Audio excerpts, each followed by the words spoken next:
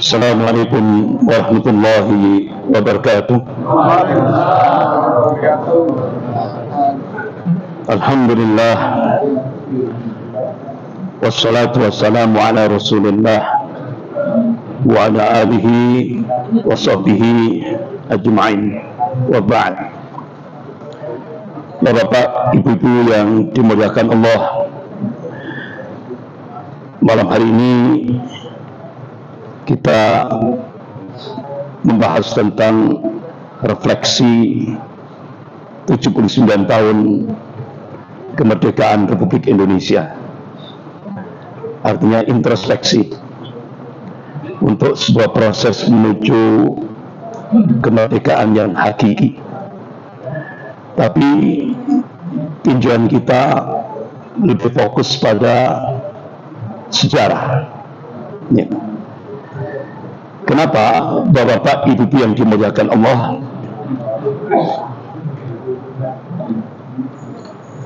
Sejarah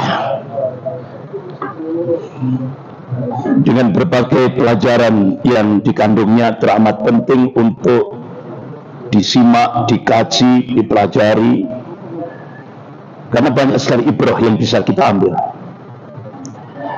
Bahkan ulama-ulama Ahlus Sunnah wal Jamaah, di antaranya Al-Imam At-Tabari rahimahullah, Ibnu Ishaq rahimahullah, Ibnu Sa'ad rahimahullah, bahkan ulama-ulama Ahlus Sunnah yang lain telah menjadikan sejarah itu sebagai profesi ilmiah.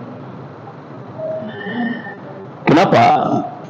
Karena persoalan yang terjadi pada masa lalu itu perlu ditelaah untuk memahami problematika yang terjadi hari ini, sehingga kita mampu memahami mengapa peristiwa itu sekarang terjadi seperti sekarang ini. Bahkan sebaliknya, untuk memahami kondisi kontemporer atau kekinian, kita harus setback, nengok ke belakang, buka sejarah. Bahkan untuk memahami sejarah masa lalu pun terkadang memerlukan pemahaman kekinian, atau bahasa ulama fikih yaitu fikul waqi', jadi waqi'iyah. Bahkan Allah Subhanahu wa ta'ala mengabarkan dalam beberapa ayat Al-Quran tentang hukum perulangan sejarah itu berlaku umum. Artinya apa? Allah tegaskan sejarah itu akan berulang. Yang membedakan adalah warna dan kualitasnya. Sebagaimana Allah ingatkan dalam surah Al-Fat ayat 23 itu. A'udzubillahi minasyaitonir rajim. Sunnatullahi allati qad khalat min qabl wa lan tajid sunnati tabdila. Jadi kata Allah, sunnatullah itu sudah berlaku sejak dulu. Dan kalian tidak akan pernah melihat, menyaksikan perubahan akan sunnatullah. Jadi Allah tegaskan sejarah akan berulang. Yang membedakan adalah warna dan kualitasnya. Kalau dulu ada sejarah Fir'aun, nah sekarang akan muncul Fir'aun lagi. Ya. Tapi warna dan kualitasnya beda. Kalau Fir'aun zaman sekarang itu kalau Fir'aun zaman dulu itu nggak pernah ngajak anaknya, apalagi ngajak menantunya, apalagi iparnya, paman, nggak pernah. Jadi warna dan kualitasnya berbeda. Bahkan Rasulullah SAW mengabarkan tentang futuristik masa depan. Apa yang akan terjadi sebelum yaumil qiyamah? Itu Rasulullah SAW sudah mengabarkan secara rinci, tidak ada yang tertinggal sedikit pun. Dan itu beliau sampaikan mulai ba'da subuh sampai menjelang maghrib. Dan itu khutbah yang paling panjang yang pernah dilakukan oleh Rasulullah SAW. Dan itu bisa kita lihat sekarang dalam kitab Al-Bidayah wa Nihayah yang ditulis oleh Al-Imam Ibnu Katsir rahimahullah. Bahkan sekarang sudah diterjemahkan dalam bahasa Indonesia, judulnya Huru Hara di Akhir Zaman. Apa sih hikmah Rasulullah Padahal belum terjadi, tapi Rasulullah sudah memberikan kabar. Contoh, bapak-bapak, ibu yang dimuliakan Allah, negeri Islam akhir zaman itu Rasulullah mengabarkan bila di Syam, bumi Syam. Jadi tanda-tandanya sekarang kita sudah mulai nampak, ya kan? Jadi bila di Syam itu nanti menjadi negeri Islam akhir zaman. Bahkan pusat kemenangan Islam di akhir zaman Allah takdirkan di bila di Syam. Bila di Syam yang mana? Rasulullah tegaskan, qala Rasulullah sallallahu alaihi wasallam di Baitul Maqdis. Wa akna fi Baitul Maqdis. Ini hadis sahih rawahu Ahmad. Jadi pusat kemenangan Islam di akhir zaman Allah takdirkan di Palestina.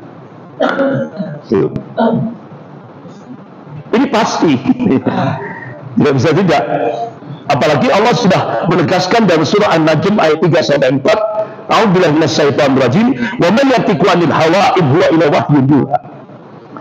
Apa yang disampaikan oleh Rasulnya itu bukan ahwa, bukan hawa nafsu. Apa yang disampaikan oleh Rasulullah itu wahyu yang diwahyukan oleh Allah kepada Rasulnya. Pasti terjadi, tidak bisa tidak. Apa hikmah yang bisa kita ambil? Kenapa Rasulullah apa-apa yang belum terjadi sudah disampaikan pada umatnya? Hikmahnya apa? Supaya umat Rasulullah ini tidak menjadi mangsa bagi musuh-musuhnya. Contoh sekarang, ini 1446 tahun yang lalu Rasulullah ngasih kabar tentang kondisi umat kekinian ini. Qala Rasulullah sallallahu alaihi wasallam, sayati 'alan nas sanawatun khadatun. Akan datang satu masa kalian akan menyaksikan tahun-tahun yang penuh tipu daya. Tahun-tahun yang penuh penipuan. Yang hak dikatakan batil, yang batil dikatakan hak. Sudah terjadi? Sudah. Orang yang amanah, orang yang jujur disingkirkan, tidak dihormati. Sementara pengkhianat diberi kedudukan, bahkan dimulia-muliakan. Sekarang sudah terjadi. Bahkan kalian nanti akan menyaksikan orang dungu itu orang bodoh dimulia-muliakan, sementara ulama dilecehkan. Apa kalau di Indonesia? Dikriminalisasi. Ini dilecehkan ulama. Bahkan Rasulullah mengabarkan kalian nanti akan menyaksikan ar-raibidah. Ar-raibidah itu orang yang tidak paham din tapi memimpin rakyat. Ini bukan fitnah loh kayaknya. Ini banyak yang menyaksikan kan. Ketika wudhu, ini hak ini, bukan fitnah. Setelah basuh muka, langsung basuh kaki, selesai. Ini mimpin rakyat 270 juta. Ya. Tidak paham din. Nah, ini yang dikabarkan oleh Rasulullah.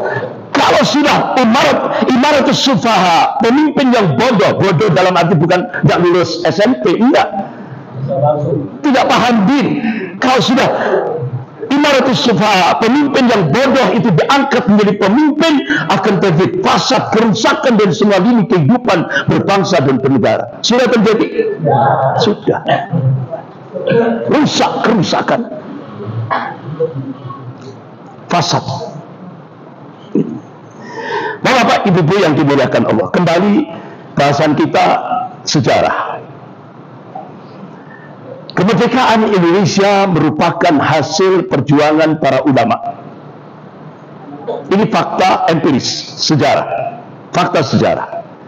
Artinya saham terbesar Indonesia itu adalah umat Islam, tidak bisa ditutupi. Ini fakta sejarah. Yang menjadi pertanyaan kita, kenapa mayoritas umat Islam di Indonesia ini tidak bisa menjadi tuan rumah di rumahnya sendiri? Kita dipaksa untuk jadi tamu di rumah kita sendiri. Why? Kenapa? Rasulullah sudah memberikan kabar 1446 tahun yang lalu. Kalau Rasulullah sallallahu alaihi wasallam yusiku an tada'alaikumul umamu min kulli ufuqin. Hampir-hampir kata Rasulullah, umat-umat kafir itu saling ngajak-ngajak, ngajak-ngajak untuk menyerang kelir lingkul li ufuqin, dan segenap arah dan segenap penjuru, dari segenap penjuru. Kama tada'a al-akalatu al-qas'atiha. Kalian seperti makanan di atas nampan yang jadi rebutan orang-orang yang lapar. Sahabat tanya, "Qulna ya Rasulullah, amin qillatin fina nahnu yauma idzin." Wahai Rasulullah, apakah posisi kami pada saat itu minoritas, jumlah kami sedikit? Lah, tidak, kata Rasulullah. Bal antum yauma idzin katsir, kalian mayoritas, jumlahmu banyak. Walakinnakum kutsa'un ka kutsa'it. Tapi kualitasmu seperti buih. Napa nih, Pak? Untuk apa? Kualitas buih itu tidak punya diri, tidak punya jati diri, tidak punya prinsip, mudah diombang-ambingkan oleh musuh-musuhnya. Jadi hadis ini bermakna bukan justifikasi, bukan pembenaran. Hadis ini maknanya warning, peringatan dari Rasulullah. Jangan sampai umat Islam punya kualitas seperti buih. Kalau umat Islam ini kualitasnya seperti buih, Rasulullah memberikan peringatan yang cukup keras. Walayan taji'anna Allah min suduri aduwakum al-mahabbata minkum. Sungguh Allah akan mencabut rasa takut dari hati orang-orang kafir. Kira-kira sudah terjadi tidak di Indonesia? Sudah. Rasa takut dari orang kafir itu sudah dicabut oleh Allah. 207, anggap saja 200 juta lah umat Islam di Indonesia. Tapi yang mengendalikan cuma 9 orang. 9 cacing apa 9 naga? 9 cacing. Itu. Ini nyata. Ya.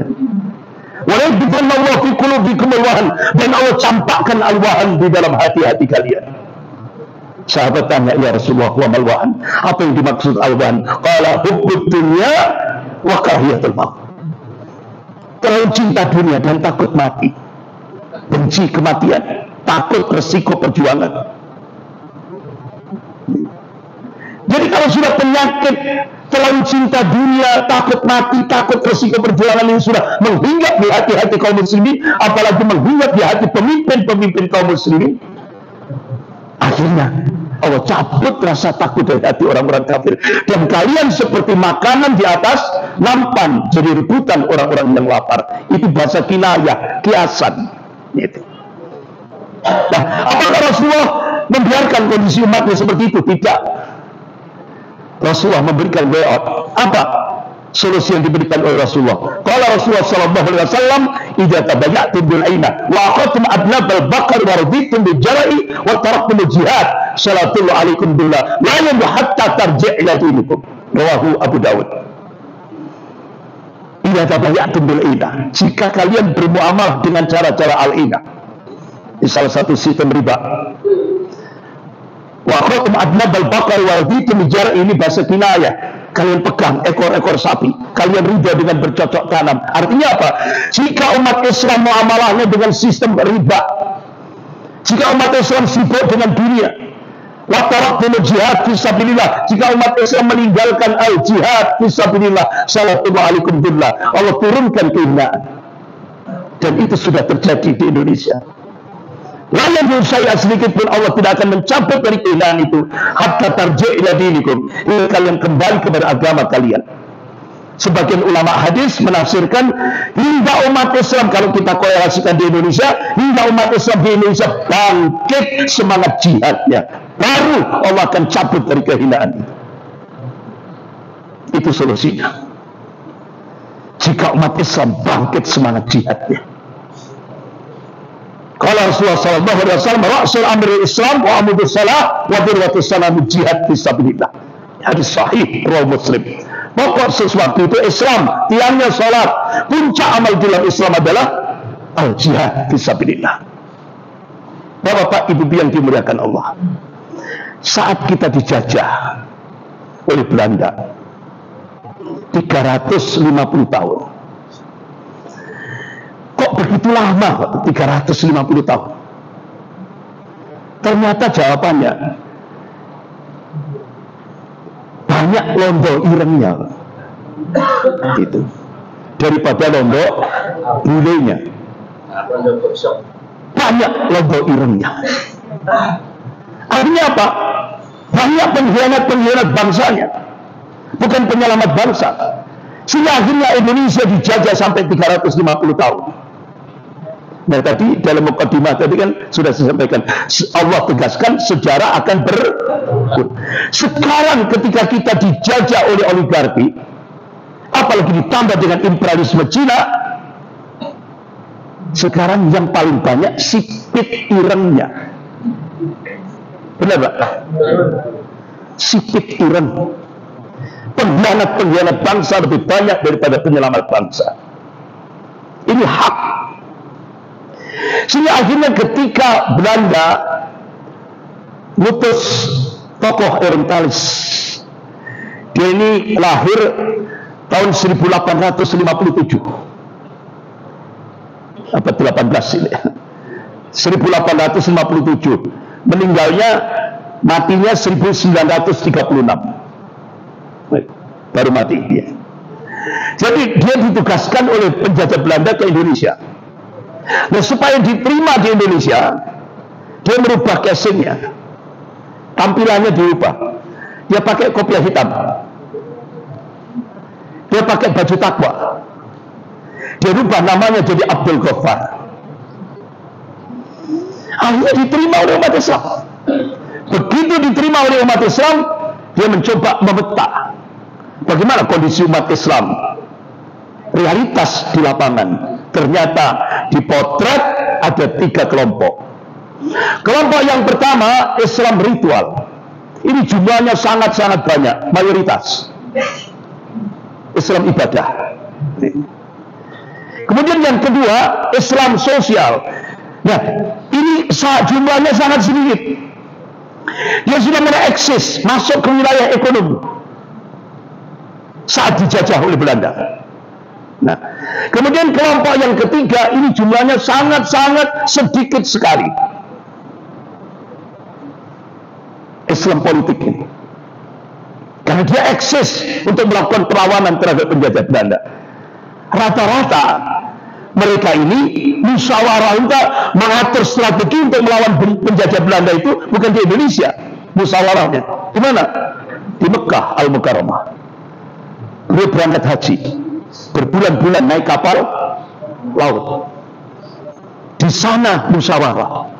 Makanya penjajah Belanda itu kalau sudah orang pulang dari haji, ini sudah penjajah Belanda sudah langsung, umpama di kawasan perumahan Mutiara, Pondok Mutiara, langsung silang. Jadi titel haji itu dulu itu sudah langsung diplot, ini musuh penjajah. Jadi titel haji itu dulu sudah langsung dicentang, ini musuh penjajah. Nah, bagaimana setelah Christian Sulukoglonya ini namanya tokoh orientalis ini, akhirnya hasil risetnya diserahkan pada penjajah. Apa polisi yang dilakukan oleh penjajah Belanda untuk menghadapi Islam ritual? Belanda biarkan saja. Tapi begitu menghadapi Islam sosial, diawasi oleh penjajah Belanda, karena selangkah lagi dia akan menjadi musuh penjajah. Nah itu. Karena dia sudah masuk wilayah ekonomi. Nah, itu. Nah, ketika menghadapi Islam politik akan dihabisi sampai seakar-akarnya. Dalam mukadimah tadi Allah sudah tegaskan sejarah akan berulang. Coba sekarang, kalau Bung Karno dulu mengatakan kami dulu menghadapi penjajah, kami lebih mudah karena kami menghadapi penjajah Belanda. Kalian ke depan, kata Bung Karno, lebih sulit dari kami. Karena apa? Karena kalian nanti akan menghadapi bangsa kalian sendiri. Jadi musuh kalian itu bangsamu sendiri, kata Bung Karno. Kira-kira sudah terjadi enggak? Sudah. Ya itulah sipit ireng, penjilat, pengkhianat bangsa. Sejarah akan berulang. Coba Islam sosial, Islam ekonomi. Coba bagaimana sekarang? Kalau Islam ibadah difasilitasi, sama pemerintah difasilitasi. Ya. Tapi kalau Islam sosial ini sudah diawasi, Pak. Contoh, sampai-sampai Indomaret, Alfamaret minta bantuan pemerintah untuk menutup Madura Maret. Kenapa? Karena Madura Maret itu bisa menggoncang Indomaret, Alfamaret karena bukanya 24 jam. Akhirnya apa jawaban orang-orang Madura? Madura Maret buka 25 jam. Madura kok dilawan? Carok, pompes banget. Nah itu. Akhirnya Menteri Koperasi angkat tangan, nggak bisa ngelawan Madura, nggak bisa. Sehingga sekarang Pak di tempat saya di Malang Raya, Madura Maret itu di mana-mana. Di Surabaya juga itu. Nah itu. Bahkan sekarang Madura Maret itu go internasional. Di London ketemu Madura Maret. Nah, itu Pak. Jadi ternyata luar biasa. Tapi begitu menghadapi Islam politik, coba partai-partai Islam, bagaimana nasibnya sekarang? Dihabisi sampai seakar-akarnya. Jadi sejarah berulang. Itu bukan saya yang ngomong, Allah yang menguasai rotasi alam jagat raya ini, yang meninggikan langit tanpa tiang ini, mengabarkan sejarah akan berulang. Bapak-bapak, ibu yang dimuliakan Allah. Sehingga akhirnya Christian Snokogro-nya punya visi misi. Bila tidak dapat menjadikan umat Islam meninggalkan ad-dinul Islam, maka yang penting bagaimana umat Islam di Indonesia ini tidak menerapkan syariat Islam. Ini visi misinya. Sehingga sejak saat itu Christian Snokogro-nya yang merubah nama jadi Abdul Ghaffar adalah kewajiban kita untuk membantu penduduk negeri jajahan Belanda agar terbebas dari Islam. Ini visi misi. Jadi para orientalis Belanda itu menyimpulkan Islam ini benar-benar penghalang penjajahan. Itu. Jadi pribumi harus dijauhkan dari ad-dinul Islam. Bagaimana strateginya? Hantamkan dengan budaya. Bangkitkan budaya. Pinggirkan Islam. Kira-kira sejarah berulang enggak? Berulang, Pak. Di tempat saya di Malang, ya, itu disibukkan dengan bantengan. Kalau Sidoarjo nggak ada ya? Apa istilahnya berat gitu Pak? Berat. Kan sama dengan jaranan itu Pak ya. Nah, tapi di Malang itu Pak, yang dilibatkan itu melibatkan anak-anak SD, SMP, SMA. Diawali dengan baca sholawat. Nggak tahunya anak-anak SMP, SMA disuruh minum alkohol dulu. Malang. Itu bantengan, acara bantengan itu sampai larut malam. Disibukkan dengan itu. Seperti yang bahasan kita pada bulan yang kemarin. Budaya kita benar-benar. Jadi bahasanya elegan lah. Kita disuruh mendukung kearifan budaya. Enak didengar itu. Melestarikan kearifan budaya lokal. Enak didengar. Tapi tujuannya itu adalah meminggirkan ad-dinul Islam. Bahkan di tempat saya di Malang, itu kalau tidak ikut bersih desa, acara bersih desa, karena banyak sudah kelihatan kesulitannya itu sudah nampak sekali gitu ya. Itu didatangi sama RT RW-nya, didenda Rp200.000. Kalau tidak ikut acara bersih desa. Itu. Jadi sampai seperti itu. Bahkan di Balai Kota Malang itu Pak, itu diadakan sesajen dan 1000 dupa, ditambah ogoh-ogoh. Akhirnya saya sampaikan, Ustadz Sak Malang ini wajib harus turun gitu. Jangan asik dengan taklim saja. Ini kemungkaran sudah di depan kita, kemungkaran yang paling mungkar itu di hadapan Allah. Akhirnya kumpul di satu tempat, baru duduk mau musyawarah bagaimana nolak acara sesajen dan 1000 dupa itu. Karena itu syirik akbar. Kita satu-satu baru duduk langsung dibubarkan oleh kepolisian. Karena itu acara Pemkot, pemerintahan kota. Sehingga akhirnya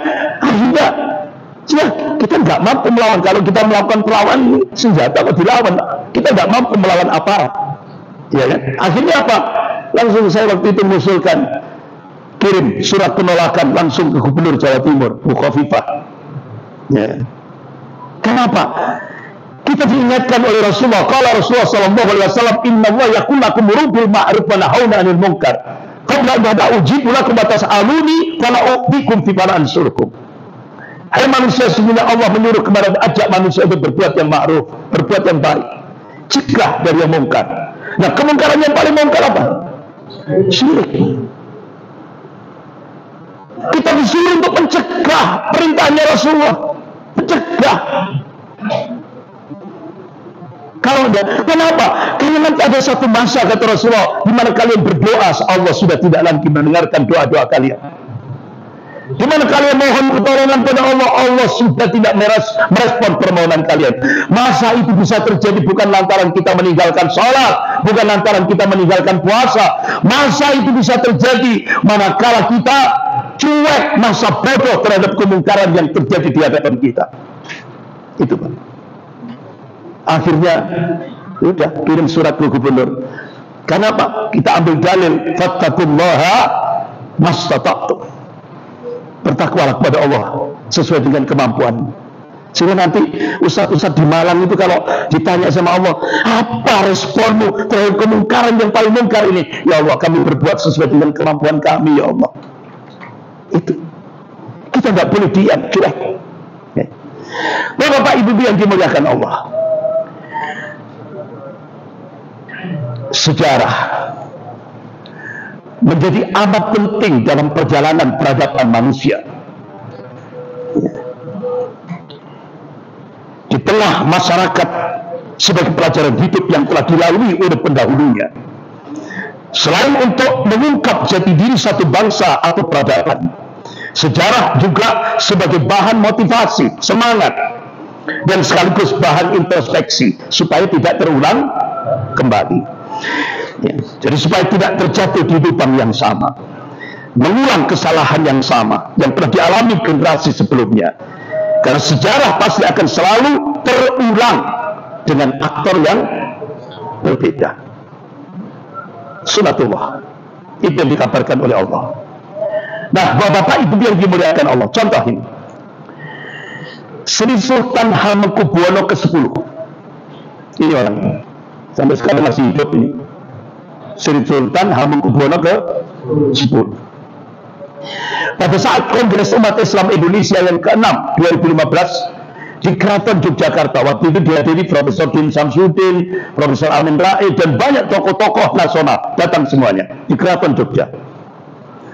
Nah, Sri Sultan pidato pada tahun 1479 Miladiyah Masehi. Ada yang sudah lahir 1479. Sultan Turki mengukuhkan Raden Fatah sebagai Khalifatullah di tanah Jawi. Jadi perwakilan kekhalifahan Islam Turki untuk tanah Jawi dengan menyerahkan bendera La ilaha illallah berwarna ungu kehitaman yang terbuat dari kain kiswah Ka'bah, dan bendera bertuliskan Muhammad Rasulullah yang berwarna hijau. Duplikatnya sampai hari ini masih disimpan oleh Sultan Hamengkubuwono ke-10 di Keraton Jogja sampai sekarang. Duplikatnya itu bendera tahun 1479 Masehi. Jadi Bapak Ibu yang dimuliakan Allah, sebagai pusaka, penanda keabsahan Kesultanan Yogyakarta didirikan wakil kekhalifahan Turki waktu itu. Nah, Bapak Ibu yang dimuliakan Allah. Nah, kenapa Belanda itu terus melakukan gerakan nativisasi, gerakan peninggiran, terutama Islam politik, sejarah Islam politik di Indonesia? Pak, Bu, kira-kira kerajaan Islam Demak itu kira-kira dihafal enggak sama anak-anak kita, cucu-cucu kita sekarang? Tidak, bahkan tidak ditulis. Yang ditulis kerajaan Mojopahit dan kerajaan Sriwijaya. Itu terus dicekokkan ke pemikiran, ke frame anak-anak kita dan cucu-cucu kita. Sementara kerajaan Islam Demak sampai terakhir Mataram tidak pernah diajarkan, ditutup rapat-rapat. Padahal kalau kita buka sejarah penetapan dasar negara pada masa kerajaan Demak, kerajaan Islam Demak, itu pada hari Senin Kliwon, malam Selasa Legi, tanggal 11 malam 12 Rabiul Awal 860 Hijriah, bertepatan tanggal 16 Mei 1482 Masehi, dengan sengkalan warna sirna catur nabi. Maka secara resmi Kadipaten Demak berubah menjadi Kesultanan Demak, dan Raden Fatah atau Adipati Bintol dilantik menjadi Sultan Demak oleh Sunan Ampel. Jadi kerajaan Islam Demak itu ditopang oleh Wali Songo. Ada Dewan Suro. Jadi kesultanan itu diawasi oleh Dewan Suro, yaitu Wali Songo, Sunan Ampel. Dan ini tidak pernah diajarkan pada anak-anak kita dan cucu-cucu kita sekarang. Ditutup rapat-rapat. Bahkan Bapak Ibu yang dimuliakan Allah, rekaman peristiwa ini mengandung isyarah bahwa Wali Songo meyakini supremasi hukum Islam,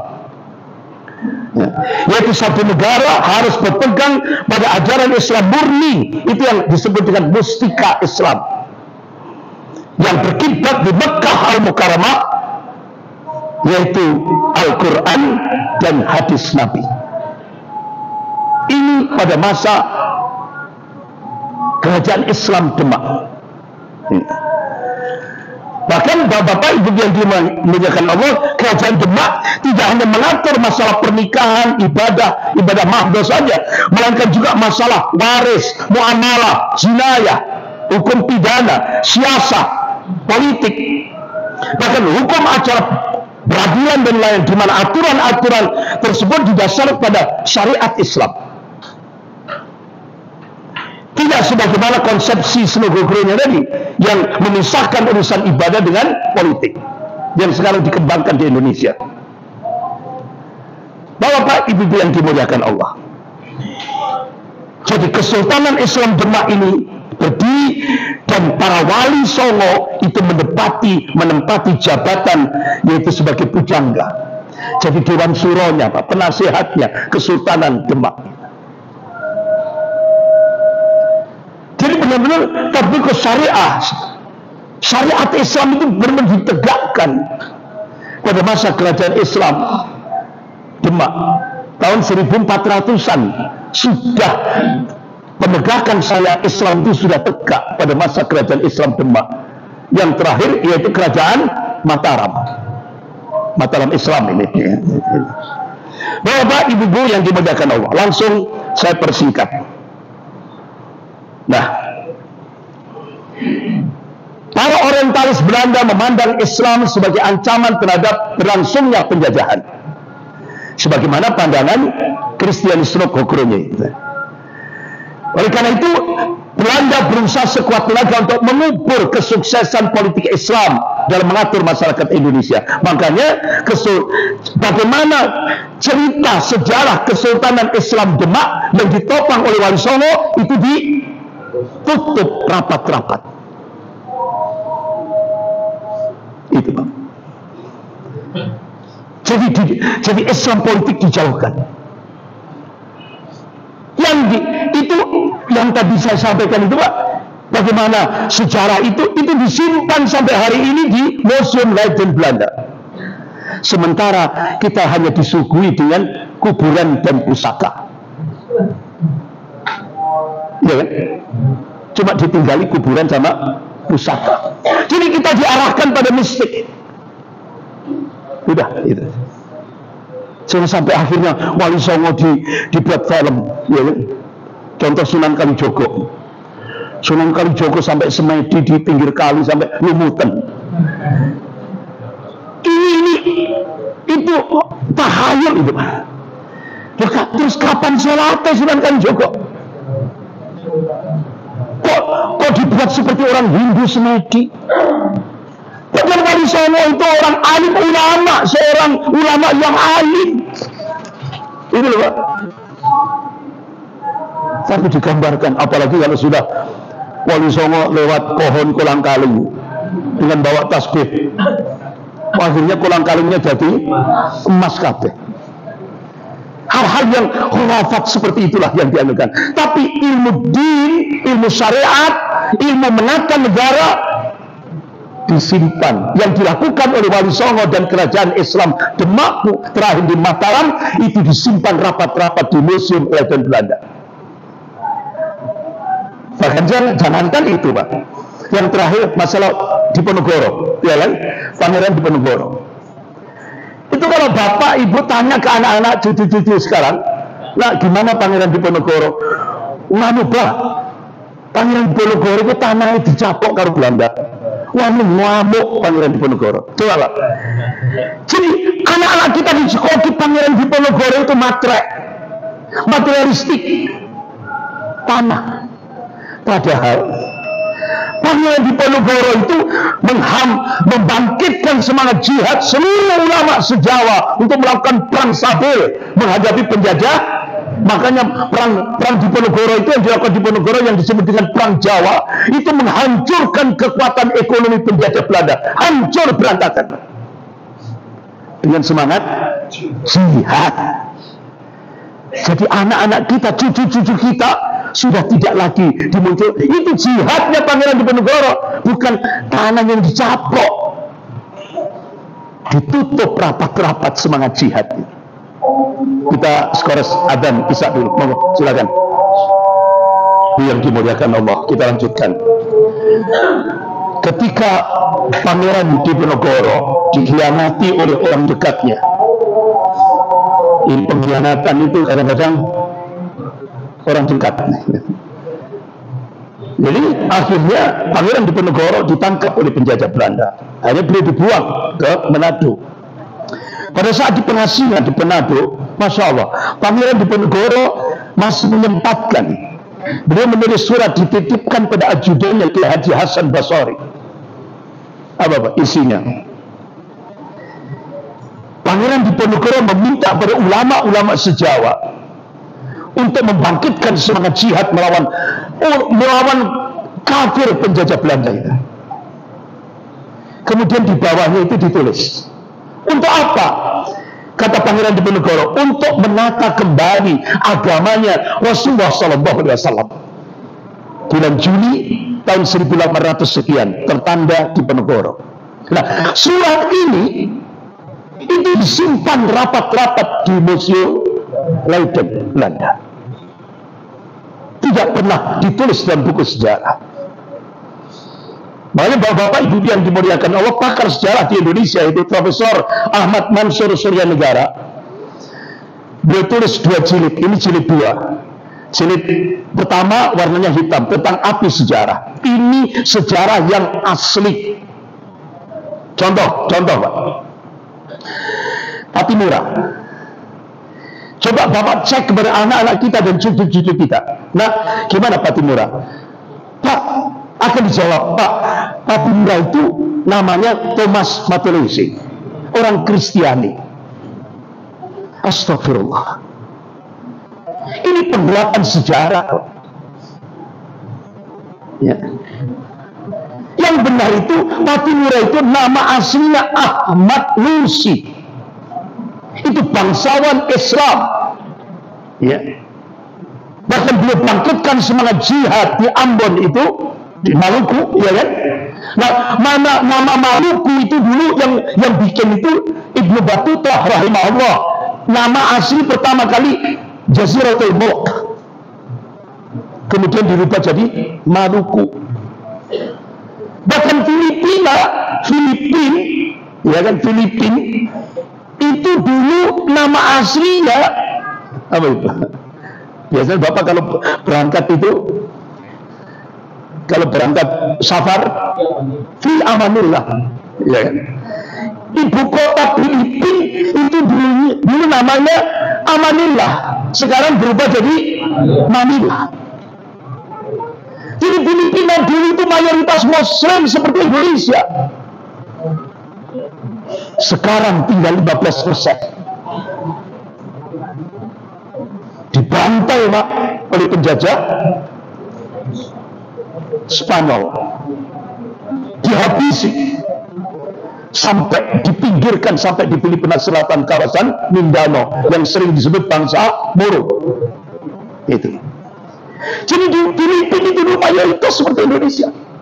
Bahkan Bapak-bapak, sejarah yang asli itu sudah diterbitkan yang warna hitam, itu jilid 1. Begitu oleh Profesor Ahmad Mansur Suryanegara, guru besar ilmu sejarah Universitas Pajajaran Bandung, diterbitkan jilid 1, langsung Pak, kalangan nasionalis sekuler marah gitu. Akhirnya rumahnya Profesor Ahmad Mansur Suryanegara langsung dirampok. Dirampok itu yang diambil apa? Bukan komputer, flash disk. Flash disk yang isinya Api Sejarah jilid 2. Ini tebelnya ini. Itu yang dirampok. Barang-barang berharga nggak diambil. Yang diambil flash disk di rumahnya Profesor Ahmad Mansur Suryanegara. Tapi Masya Allah, wa makar Allah, wallahu khairul makirin. Beliau mikir sudah Pak, punya firasat sudah. Beliau gandakan, di backup, ya, istilahnya di backup. Beda dengan pemerintah. Kalau pemerintah kan nggak di backup, ya kan? Pusat data nasional itu nggak di backup. Supaya apa? Supinjam hacker. Ya kan, lewat orang dalam masuk nerobos, ya jejak kejahatannya dihapus. Habis itu hackernya, mohon maaf rakyat Indonesia, mohon hackernya. Padahal sudah kejahatan selama 10 tahun sudah dihapus. Itu tujuannya kenapa tidak di backup. Itu. Sehingga tidak bisa dituntut sudah. Mau hilang sudah jejaknya. Nah, ini Bapak, alhamdulillah akhirnya diterbitkan jilid kedua ini. Jilid kedua ini Pak, ini benar-benar bagaimana sejarah perjuangan politik Islam yang asli. Bahkan sekarang apa yang ditulis di sini di Gedung Arsip Nasional, ya Allah, hilang sudah, dihilangkan oleh Bude. Masih kenal Bude? Hilang sudah. Tapi alhamdulillah ada satu ulama yang menyimpan duplikatnya, termasuk Profesor Ahmad Mansur Suryanegara. Di Gedung Arsip Nasional sudah dihilangkan. Ini Bapak Ibu yang dimuliakan Allah. Jadi Bapak Ibu yang dimuliakan Allah, semua gogronya ini benar-benar ingin menjadikan umat Islam di Indonesia ini menjadi sekuler. Itu sudah dia rekayasa, dia atur serapi mungkin sejak tahun berapa itu tadi, 1800-an lebih, sampai hari ini. Yang bulan yang lalu sudah kita bahas bagaimana ini Yang ini sudah kita bahas. Bagaimana kehidupan sekuler sudah merata di seluruh Indonesia. Apalagi kita sudah dicengkeram oleh imperialisme Cina. Sehingga Cina, ketika Wakil Perdana Menteri Cina Liu Yangdong hari Rabu 27 Mei 2015 di Auditorium Visip Universitas Indonesia, syarat Indonesia mendapatkan bantuan hutang tahap pertama 647 triliun itu termaktub dalam nota diplomatik dengan kode referensi Beijing 1448. Isinya apa? Pemerintah Cina akan melakukan akselerasi percepatan menjadikan Indonesia menjadi sebuah negara sekuler. Kalau nanti Indonesia berhasil menjadi negara sekuler, artinya sekulernya kafah sempurna, gitu ya. Itu entry point, pintu masuk kebangkitan komunis. Selangkah lagi. Satu saja sampelnya, nggak usah banyak karena sudah kita bahas. Sampelnya satu tentang budaya. Sekarang rakyat ini disibukkan, kalangan mudanya disibukkan dengan game online. Orang dewasanya disibukkan dengan judi online. Orang tuanya disibukkan dengan pinjaman online. Nah, kalau di negara kafir, contoh tetangga kita Singapura, itu kalau warga negara Singapura ikut judi online langsung kena denda 5.000 US dollar Singapura atau penjara 1 tahun penjara. Di Malaysia, kalau ada warga negara Malaysia ikut judi online langsung kena denda 3.000 ringgit atau denda 1 tahun penjara. Di Indonesia, orang ikut judi online diberi bansos oleh pemerintah. Logikanya apa? Rakyat wajib ikut judi online supaya dapat bansos. Astagfirullah. Setelah itu apa? Jilbab lepas. Kemarin pikir kan? Setelah itu kondom gratis untuk anak-anak SMP, SMA dan mahasiswa. Kok alat kontrasepsi digratiskan oleh pemerintah? Jadi free sex, seks bebas halal di Indonesia. Untuk menuju sekuler yang kafah. Ini kira-kira sudah terjadi nggak? Sudah. Nah, nggak usah kita bahas karena sudah kita bahas bulan kemarin. Nah, sekarang bagaimana sejarah pergerakan Islam pertama kali untuk menghadapi penjajah Belanda? Ini diungkap oleh Profesor Ahmad Mansur Suryanegara dalam buku Jilid 1, Api Sejarah 1.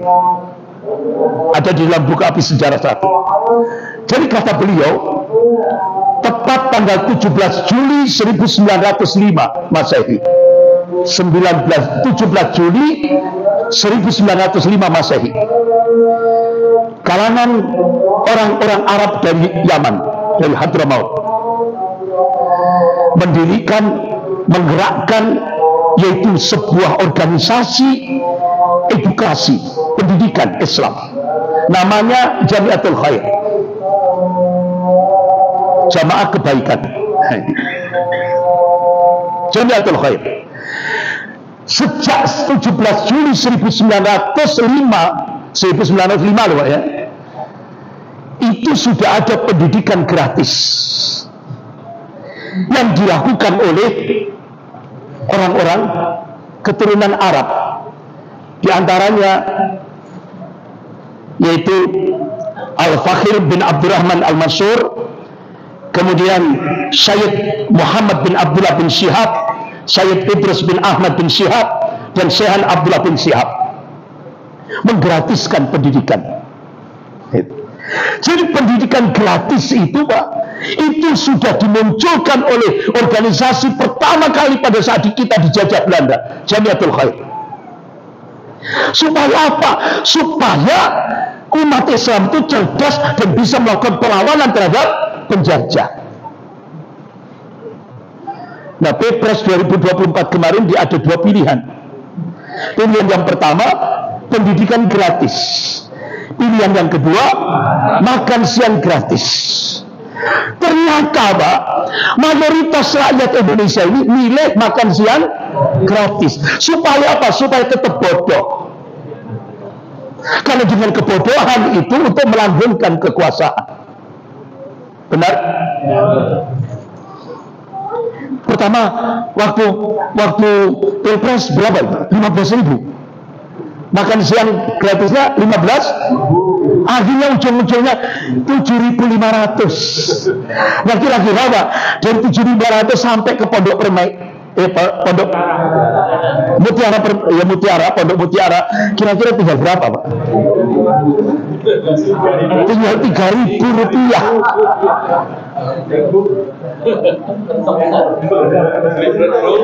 Ini Pak, astagfirullah. Beli telur rebus. Ini Pak. Ya Allah, inilah yang terjadi. Jadi Bapak Ibu yang dimuliakan Allah, akhirnya dengan munculnya Jamiatul Khair, penjajah Belanda mulai gerak. Wah, ini harus diimbangi, harus diimbangi. Akhirnya apa? Pegawai Belanda itu kan dulu namanya Amtenar, Pak. Amtenar itu pegawai Belanda. Akhirnya pegawai Belanda diminta untuk menyaingi Jamiatul Khair. Namanya supaya mirip gitu. Tapi pakai bahasa Jawa. Namanya Budi Utomo. Kalau Jamiatul Khair kan jamaah kebaikan. Nah, Budi Utomo juga kebaikan. Nah, itu. Untuk menyaingi Jamiatul Khair. Alhamdulillah Bapak Ibu yang dimuliakan Allah, tepat tanggal 16 Oktober 1905 berdirilah pergerakan Islam politik yang pertama. Kalau tadi kan edukasi, pendidikan gratis. Nah, inilah yang paling ditakuti oleh penjajah Belanda.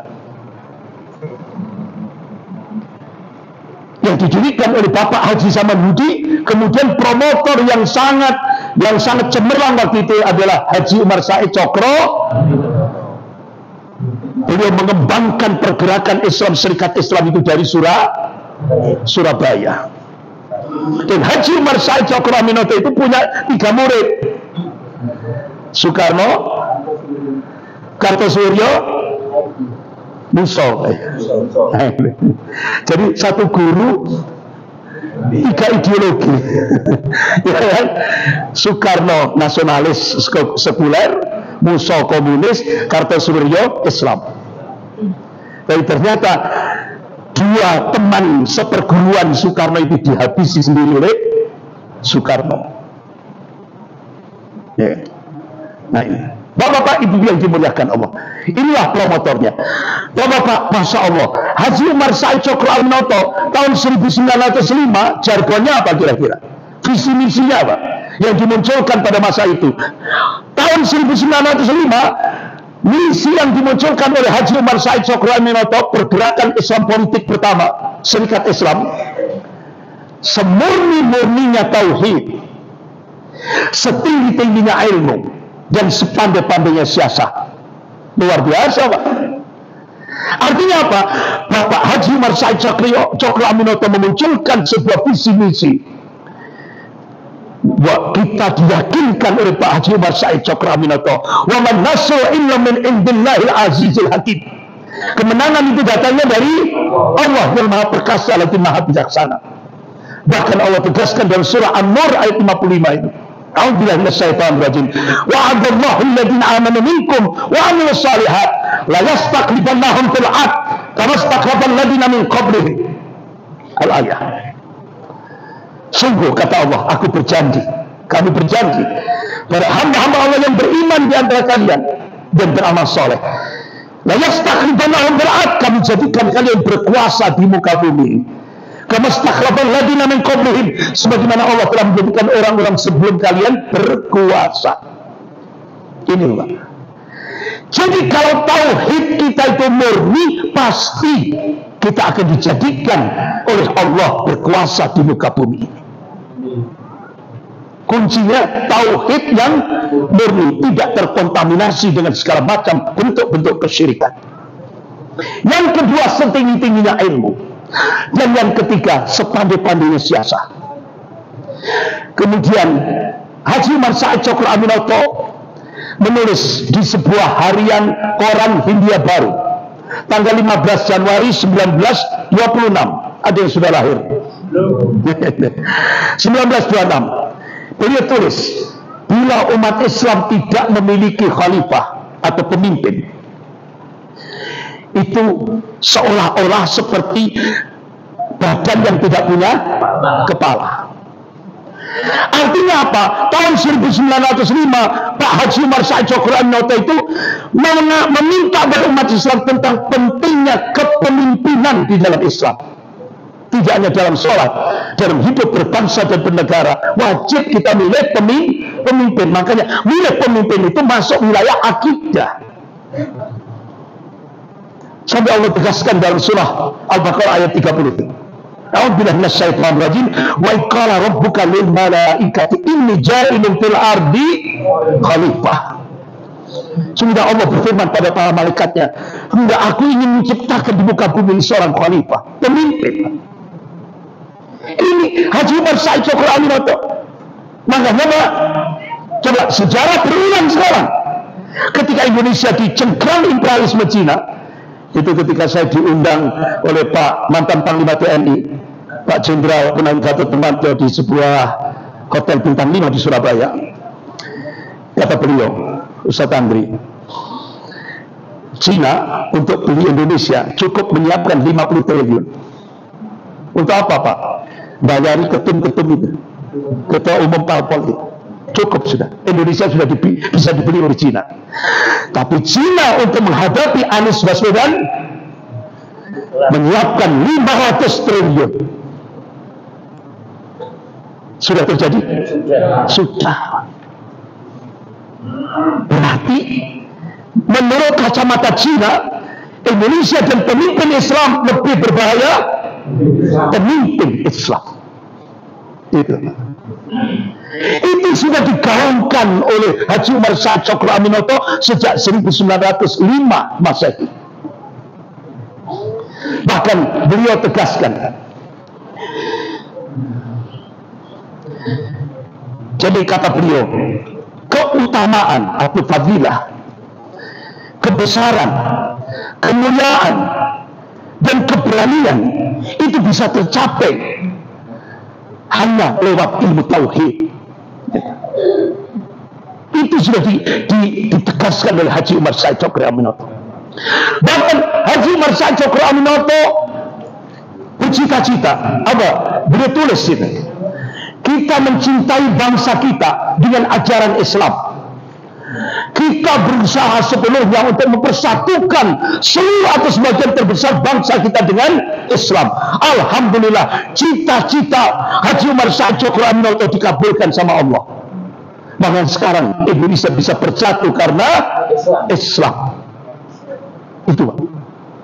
Itu orang-orang bule Pak, orang-orang barat. Itu kami terheran-heran. Kenapa? Indonesia ini sukunya banyak, jumlah sukunya banyak. Masih ada yang lain juga banyak. Terus pulaunya juga banyak. Kok bisa bersatu? Itu yang jadi pertanyaan orang-orang barat itu.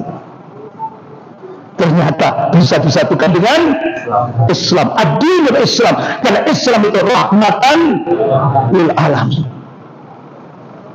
Banyak ketika saya diminta oleh salah satu anggota kedutaan besar Kanada di Jakarta. Waktu itu teman saya, jadi salah satu pengurus ditelepon, diminta untuk bertemu. Akhirnya disepakati hari Jumat jam 10 siang. Nanti saya sampaikan, saya hari Jumat jam 10 siang waktu itu qadarullah ngisi khutbah Jumat di Masjid Balai Kota Batu Malang. Akhirnya alhamdulillah sepakat sudah. Nggak tahunya dari kedutaan Kanada itu sudah nyampe di Balai Kota Batu Malang, itu sebelum jam 10 sudah nyampe. Alhamdulillah difasilitasi oleh Pemkot, ya, ini ditaruh di lobi kantor Pemkot Batu. Alhamdulillah. Ya itu Pak. Akhirnya ada penerjemah waktu itu. Beliau sampaikan, Ustaz, ketika saya ditugaskan oleh pemerintah Kanada, ditugaskan di Filipina. Di Filipina itu mayoritas Katolik. Tapi saya melihat umat Islam yang dulu pernah jadi mayoritas, itu sampai beliau bertugas terus. Bahkan marinir Amerika, pasukan elit Amerika, itu membantu pasukan Filipina untuk menghabisi umat Islam di Filipina Selatan.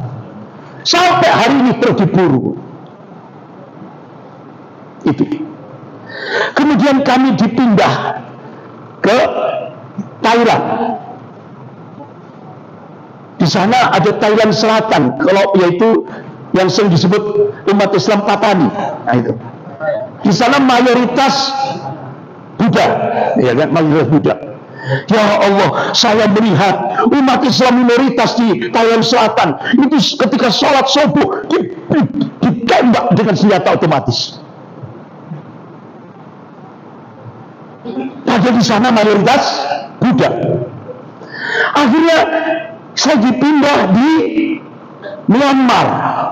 Ya Allah, lebih sadis lagi, kata beliau. Ini dari kedutaan Kanada. Ustaz, saya melihat umat Islam yang sering disebut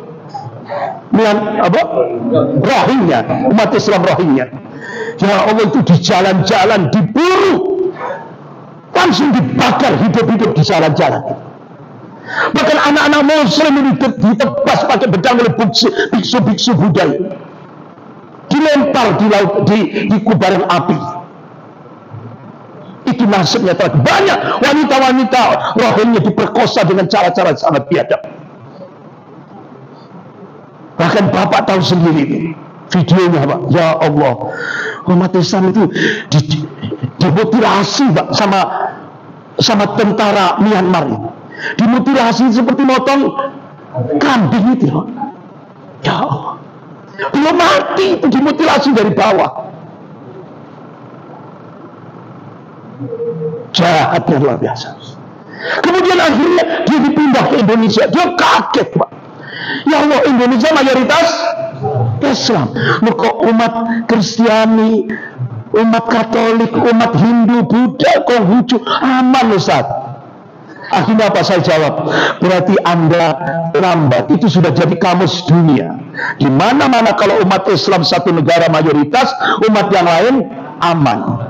Tapi di mana-mana kalau umat Islam minoritas, nasibnya tragis, dibantai. Kenapa? Karena Islam itu rahmatan lil alamin. Ini, Pak. Indonesia ini karena ada Islam itu.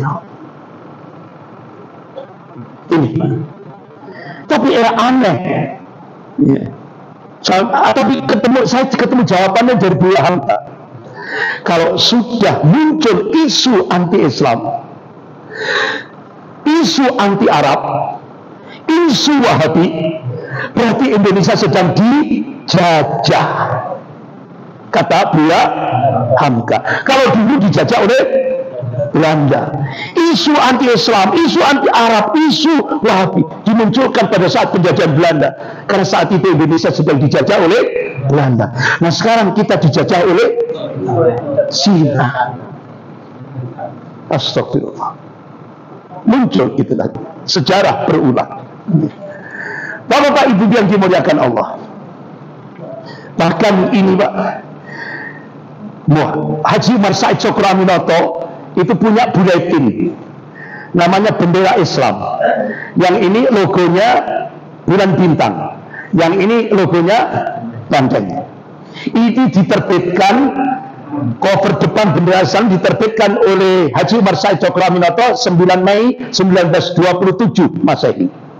Ini buletinnya, korannya umat Islam lah dulu waktu itu 1927.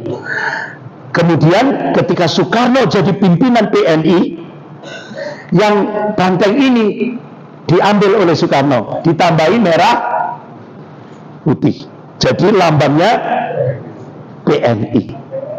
Itu. Jadi dulu Haji Umar Said Syokro Aminoto menggandengkan ini Islam, ini nasionalisme. Jadi nasionalisme Islam. Ini sejarah, tidak bisa dihapus. Nah, Bapak Ibu yang dimuliakan Allah, ternyata Pak, begitu pergerakan Islam politik digerakkan oleh Haji Umar Said Syokro Aminoto, penjajah Belanda sejak tahun 1901 sudah memelototi tentang akan berdirinya pergerakan Islam politik Serikat Islam ini. 1901 untuk menghabisi pergerakan Islam politik, langsung Belanda minta bantuan organisasi Zionisme Internasional, Freemasonry Zionis Yahudi Internasional. Langsung Pak, kanan, yang sebelah kanan ini dimotori oleh Karl Marx, tapi lewat kekerasan, lewat pembunuhan. Kemudian yang lewat pemikiran itu Madame Blavatsky. Jadi begitu berdirinya Islam politik, yaitu Serikat Islam yang dimotori oleh Haji Umar Said Syokro Aminoto, langsung Belanda minta bantuan organisasi Freemasonry Zionis Yahudi untuk memasukkan dua tokoh, yaitu Karl Marx dan Madame Blavatsky. Nah, Madame Blavatsky memasukkan orangnya, utusannya, namanya Liberton. Liberton menjajakan atau mensosialisasikan ajaran teosofi. Artinya setiap agama yang ada di Indonesia itu perlu di-cleaner. Kemudian lanjut digerakkan oleh Dr. Abraham Baker. Kemudian lahir di Indonesia sampai sekarang, itulah yang disebut dengan pluralisme agama. Itu sejarahnya dari sini. Nah, Liberton dilanjutkan oleh organisasi Budi Utomo 1920 Mei 1908 untuk menghadapi Serikat Islam. Nah, Bapak Ibu yang dimuliakan Allah. Nah, organisasi Budi Utomo itu kan tadi sudah saya sampaikan, mayoritas pengurusnya amtenar. Amtenar itu pegawai penjajah. Jadi ternyata Dr. Stephen, ini pakar sejarah dari Belanda, mengungkap bahwa ternyata organisasi Budi Utomo itu kepanjangan gerakan Freemasonry Zionis Yahudi. Ini orang pakar sejarah dari Belanda, bukan dari saya. Ini bukunya ada itu. Bisa dicari di Tokopedia. Ya. Jadi akhirnya Profesor Ahmad Mansur Sena Negara yang bikin Api Sejarah jilid 1 dan jilid 2 ini, beliau punya dokumen Pak, di Api Sejarah jilid 1. Ternyata tanggal 11 Januari 1918, ada yang sudah lahir 1918, 11 Januari 1918, organisasi Budi Utomo itu punya buletin namanya Jawi Hisworo. Isinya apa? Dia tulis di situ, Rasulullah pemabuk dan pezina.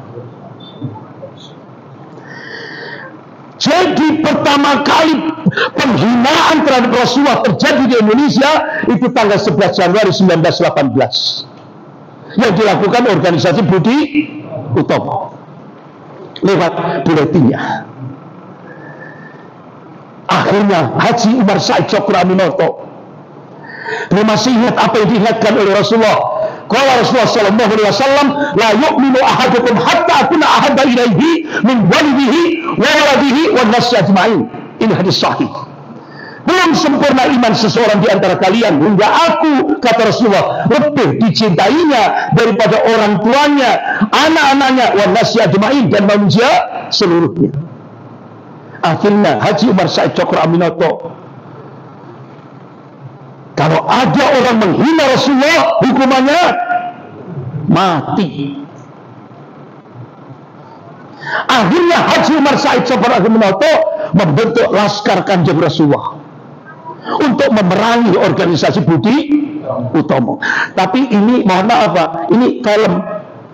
Nah, kalau dulu kan pakaiannya rodok lusuh Pak, gula. Ini sudah jadi film, jadi saya foto. Ini sudah ada filmnya.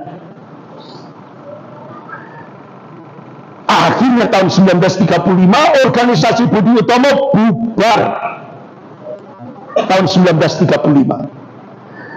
Nah di Malang itu Pak, ada IKIP Budi Utomo. Alhamdulillah setelah saya terangkan ini dan bukti-bukti fakta sejarah saya tunjukkan, alhamdulillah mantan rektornya tobat. Ustaz, saya baru ngerti sekarang ini. Dan Allah ngampuni. Dinamakan IKIP Budi di Jalan Arjuna itu. Alhamdulillah mantan rektornya sudah tobat. Kenapa? No, sudah kadung Pak. Oh, itu pokok berarti itu anunya. Makanya Pak, sekarang ini muncul gerakan ini kita coba perbandingan antara Serikat Islam dan Budi Utomo. Coba kita bandingkan. Serikat Islam tujuannya untuk Islam Raya dan Indonesia Raya. Itu tujuan. Didirikan organisasi Islam politik Serikat Islam. Organisasi Budi Utomo tujuannya untuk menggalang kerjasama untuk memajukan Jawa dan Madura saja. Jawa dan Madura. Berarti lingkupnya kecil. Bahasa Serikat Islam, bahasa anggaran dasar, anggaran rumah tangganya ditulis dalam bahasa Indonesia. Budi Utomo anggaran dasar, anggaran rumah tangga ditulis dalam bahasa Belanda. Karena mayoritas pengurusnya pegawai Belanda. Amtenan. Kemudian bagaimana sikap terhadap Belanda? Serikat Islam non kooperatif, antipati terhadap kolonialisme, antipati terhadap penjajahan. Sementara Budi Utomo kooperatif karena sebagian besar pengurusnya amtenan, pegawai penjajah Belanda. Kemudian bagaimana sikap terhadap agama? Serikat Islam memperjuangkan Islam. Budi Utomo anti-Islam politik dan anti-Arab. Berarti Pak, kalau sekarang muncul anti-Islam politik dan anti-Arab, berarti itu kaderisasinya Budi Utomo. Sejarah berulang. Allah loh yang ngasih kabar, bukan saya. Allah yang ngasih kabar. Sejarah berulang. Kemudian sikap terhadap agama bagaimana? Sudah ya tadi. Yang ini, bagaimana perjuangannya? Serikat Islam berjuang sampai Indonesia merdeka. Ini nyata, fakta empiris. Tapi Budi Utomo bubar tahun 1935. Belum pernah memperjuangkan sampai Indonesia merdeka. Kemudian bagaimana sifatnya? Serikat Islam sifatnya kerakyatan dan kebangsaan. Sementara Budi Utomo feodal karena mayoritas pengurusnya priayi, bangsawan. Bagaimana terhadap penjajahan? Serikat Islam secara terbuka melawan penjajah Belanda. Kalau Budi Utomo tidak berani secara frontal karena mayoritas pegawai Belanda. Nah, kalau Serikat Islam didirikan 16 Oktober, kalau Budi Utomo 20 Mei. Pak, Bu, tolong dijawab dengan jujur. Umat Islam se-Indonesia yang anggap saja 200 juta yang diperingati tiap tahun tanggal 20 Mei Budi Utomo. Kita wajib istighfar. Astagfirullah. Astagfirullah.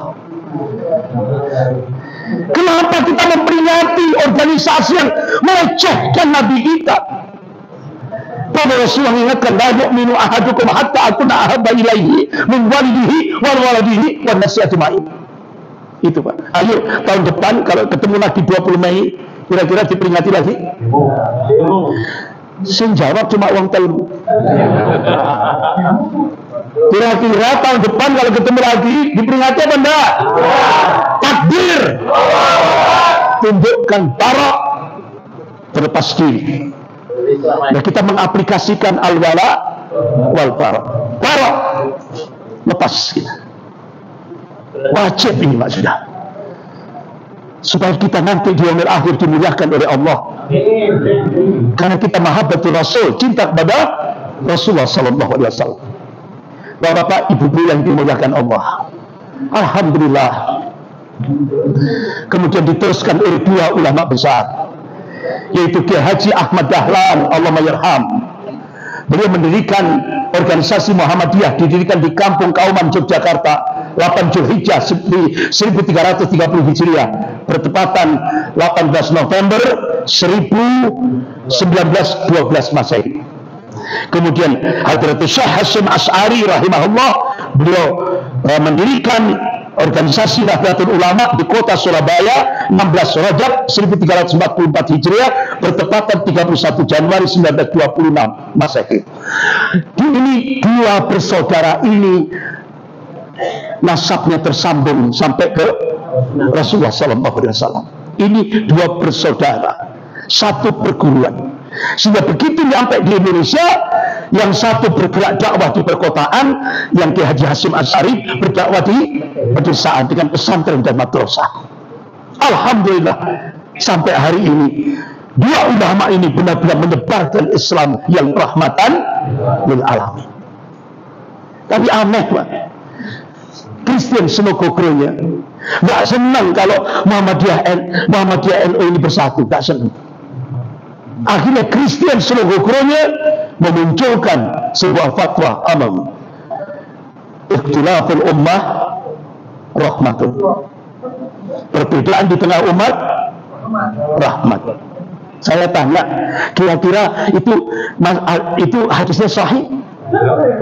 Hadisnya sahih? Pak, walaupun Bapak pakai kaca pembesar, sing kaca gede pembesar, jadi kutub sittah, foto terus itu, Pak, nggak akan ketemu. Ikhtilaful ummah rahmatun, nggak akan pernah ketemu. Pada Rasulullah ingatkan, kalau Rasulullah Shallallahu Alaihi Wasallam, "Faman kadzdzaba alayya muta'ammidan, falyatabawwa maq'adahu minan nar." Barang siapa yang ngomong ini dariku, padahal Rasulullah nggak pernah menyampaikan. Kalau itu disampaikan dengan sengaja tanpa ilmu, falyatabawwa maq'adahu minan nar. Siap-siaplah menduduki kursinya di neraka. Gak perlu sembarangan. Tapi itu di mana-mana kita dengar. Sampai di stasiun televisi kita dengar. Yang ngomong bukan lagi orang pinggiran, tokoh. Ikhtilaful ummah rahmatun. Sementara hadisnya yang sahih tidak pernah disampaikan, bahkan sepi. Apa? Kalau Rasulullah SAW, al jamaatul rahmatun wal furqah adzabun. Ini hadis sahih riwayat Ahmad. Bersatu itu rahmat, berpecah itu adalah adzab. Ini hadis sahih riwayat Ahmad. Nah, kalau hadis sahih itu sering disosialisasikan ustadz-ustadz Sak Sidoarjo, saya kira umat Islam tidak akan berani berpecah. Ya kan? Tapi yang sering disampaikan ikhtilaful ummah rahmatun, perbedaan di tengah umat rahmat. Astagfirullah.